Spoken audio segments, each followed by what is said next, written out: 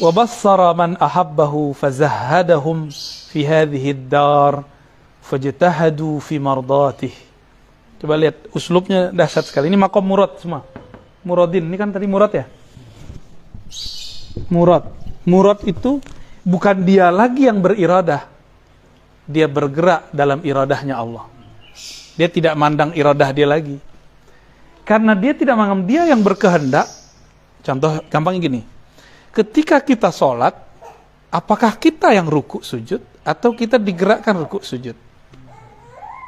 Sebenarnya yang mana? Tubuh ini milik siapa? Nah, ketika kita ruku sujud itu kan yang gerakin dia. Dan itulah hakikat jawaban hayya 'alas shalah. Hayya 'alas shalah, la haula wala quwwata illa billah. Tiada daya dan upaya untuk ruku sujud, baca Fatihah kecuali. Nah, seharusnya seorang itu sudah wusul dulu dalam azan baru dia takbir. Ini rahasianya kenapa takbir diulang di belakang. Allahu Akbar, pembuka hijab pertama. Yang kedua hijab baqa namanya. Jadi hayya 'alas shalah itu membuka ke sana. Ya. Wa bassara, dan Allah membimbing pandangan man ahabbahu, siapa yang dia cintai. Nah, tadi ijtaba, orang yang udah ijtaba jadi muqarrabin. Kalau jadi muqarrabin abrar, berarti dia kekasihnya Allah.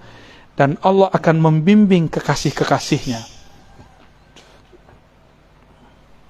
Wa bassarahu man ahabba. Maksudnya, yang melihat bukan basar dia lagi. Kuntu sam'ul ladzi yubsiru bih. Yang melihat bukan dia lagi, akulah yang melihat. Yang memandang bukan dia lagi, akulah yang memandang. Jadi kiai itu nggak ada yang sakti cuma Allah. Mursyid itu nggak ada yang bisa baca isi hati orang, dia dibacakan oleh Allah. Gitu. Jadi antum jangan kultuskan kiai mursyid, sama kayak kita semua, nggak aja beda. Bedanya kolbu dia langsung nerima sinyalnya dari Allah. Kalau antum kan pakai Telkomsel dulu, pakai XL apalagi Indosat. Sini ada Access juga. Ya, sebut semua biar nggak iklannya. Wa bassara man ahabba. Maka ada ungkapan ana man ahwa ana. Jadi orang kalau udah cinta, kehendak dia ya kehendak kekasihnya, kehendak kekasihnya kehendak dia. Idza ra'aitahu ra'aitani wa adza ra'aitani ra'aitana. Jika engkau memandang dia, engkau melihat aku. Jika engkau melihat aku, engkau tidak melihat aku, tapi memandang kami. Ini ungkapan-ungkapan orang lagi kasmaran. Kasmaran kepada Allah mirip-mirip lah ya. Wa bassara man ahabbah. Nah ini maqam fana namanya. Allah ganti casingnya. Jadi 7 sifat ma'aninya diganti Allah semua. Cuma, ini maqam kewalian. Kan 7 sifat ma'ani kan? Ma'nawiyah. Benar? Apa aja? Qudrah, iradah, ilmun, hayat, basar, mutakallim. Ada wali, dia kalau ceramah gak bisa.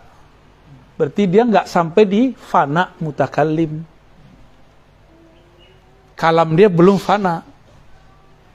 Tapi kalau dia ngomong, dia berceramah bisa. Nah, ini mutakalam itu banyak. Ada yang babnya di bab kalam, ngomong, muhadarah. Ada yang di bab namanya khatir rabbani. Dia kalau ngomong A jadi. Itu bukan dia ngomong. Ada kan kiai begitu? Ntar pasti begini nih, ntar pasti rame nih. Terus bener rame. Berarti kiai itu lagi dipinjam, lagi dileburkan kalam dia dalam kalam Allah. Itulah makom kewalian dia. Fana pada bab kalam. Tuh, cara memahami wali dari sifat yang 7 itu. Oleh ahli ma'rifat, mereka geleng-geleng kepala, ini Abul Hasan Asy'ari ini wali apa? Wali kutub beliau itu. Kutubnya sudah sangat tinggi sekali. Di sebenarnya satu tempat dengan Syekh Abdul Qadir Jilani, cuma Syekh Abdul Qadir di ujung. Kan satu makom itu ada 7 tingkatan. Nah, di tingkatan itu Syekh Abdul Qadir paling ujung. Maka setiap kali orang muzikiran selalu ila hadrati ila sidi Syekh Abdul Qadir Jilani. Di mana aja orang begitu bacanya, ya. Ajib itu. Padahal kita ini bukan orang Baghdad, ya kan? Di Baghdad sendiri orang udah begitu. Dan sekarang yang paling banyak ila hadrati Syekh Abdul Qadir Jilani itu Indonesia. Setiap gang itu ada. Ya, menakib. Di Mesir udah jarang. Di Irak udah jarang. Maka walaupun Indonesia ini santai, tapi tenang aja. Energi ila hadrati itu udah ngalir dalam tubuh kita semua. Antum tenang aja, tinggal disetrum jadi. Kebangkitan Nahdah, bukan Nahdlatul Ulama Fuqaha, Nahdlatul Arifin nanti. Jadi ujung Nahdlatul Ulama itu harusnya Nahdlatul Arifin, jangan Nahdlatul Proyek ya. Proposal tuh kan, ente tahu kan? Oke, ada wali yang fananya di bab ilmu. Maka kalau dia ngomong, bukan dia, ini kayaknya nggak ada di kitab ini. Ini bukan kitab bumi ini.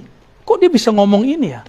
Orang-orang pada bengong, keke, pada bingung. Saya udah khatam kitab ini, tapi kok nggak menemukan apa yang dibaca di kitab yang sama? Berarti dia fana fi ilmillah. Baru terbersit di hati, dijawab. Nah, berarti dia sama. Ya, paham di situ ya? Maka orang yang disebut wali kutub itu 7 sifat ma'ani dan ma'nawiyah itu lebur dia di dalamnya. Itu disebut wali kutub. Kalau enggak kutu kupret. Minum dulu. Santai. Jadi wali bukan orang bisa terbang, itu mah gampang, lebih sakti burung kali dari kita. Ya, sakti ya lebih hebat batu kali dari kita.